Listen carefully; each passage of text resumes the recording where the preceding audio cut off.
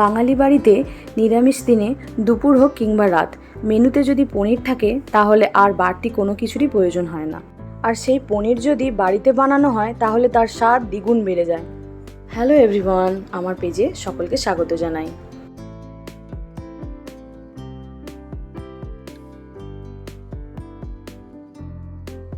আজকে বানাবো আলু পনির মশালা। তো চলো রেসিপিটি শুরু করা যাক। এখানে আমি 2 লিটার গরুর দুধ নিয়ে দুধ ভালোভাবে জাল দিয়ে নিয়েছি। তারপর হাফ কাপ ভিনিগারের সাথে হাফ কাপ জল মিশিয়ে অল্প অল্প পরিমাণে দুধে অ্যাড করেছি। দুধ ভালোভাবে কেটে এলে সেটা একটা ছাঁকনিতে ভালোভাবে ছেঁকে নিয়েছি। তারপর একটা কাপড়ে ঢেলে নিয়ে ভালোভাবে চেপে জল ঝরিয়ে নিয়েছি। বাড়তি জলটা যাতে ভালোভাবে ঝরে যায় সেজন্য একটা ভারী কিছু চাপিয়ে 30 মিনিটের মতো রেখে দেবে। আমার কাছে ভারী বলতে এই হামালদিস্তিটা ছিল, আমি এটাই ব্যবহার করেছি। এবার আধ ঘন্টা পরে পনির থেকে ভালোভাবে জল ঝরে এলে সেটিকে কিউব করে কেটে নিয়ে ওই মিনিট 15 মতো ফ্রিজে রেখে দিয়েছিলাম। ফ্রিজে কিছুক্ষণ রেখে দিলে পনির ভাজার সময় ভাঙার সম্ভাবনা থাকে না। তারপর একটা মশলার পেস্ট বানিয়ে নিয়েছি। 2 চামচ পোস্ত, 10 থেকে 12টা কাজু, একটা টমেটো, 12 থেকে 15টা কিশমিশ, একটা কাঁচা লঙ্কা আর 1 চামচ আদা বাটা দিয়ে একটা মিহি পেস্ট বানিয়ে নিয়েছি।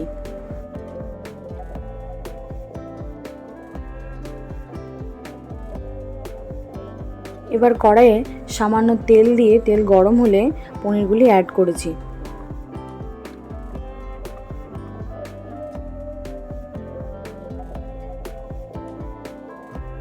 তারপর 1 চামচ নুন দিয়ে পনিরগুলিকে ভালোভাবে ভেজে তুলে নিয়েছি।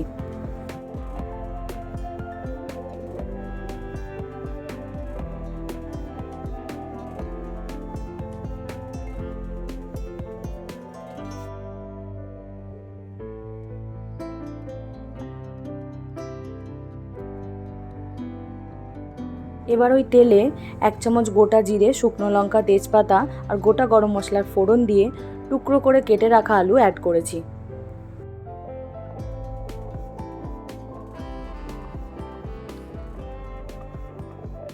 আমি এখানে 3টি মাঝারি সাইজের আলু ব্যবহার করেছি।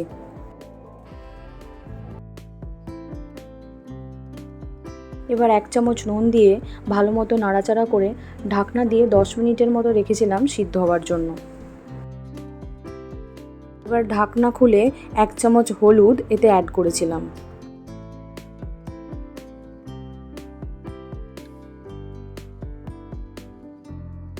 তারপর আলু একটু লাল মতো ভাজা হয়ে এলে তুলে নিয়েছি।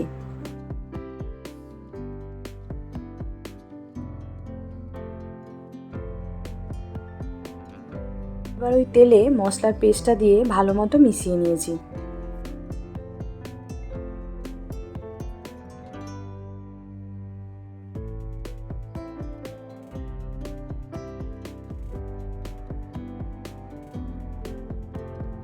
এবার সামান্য একটু জল দিয়ে ভালোভাবে নেড়ে চেড়ে এতে কিছু গুঁড়ো মশলা অ্যাড করেছি।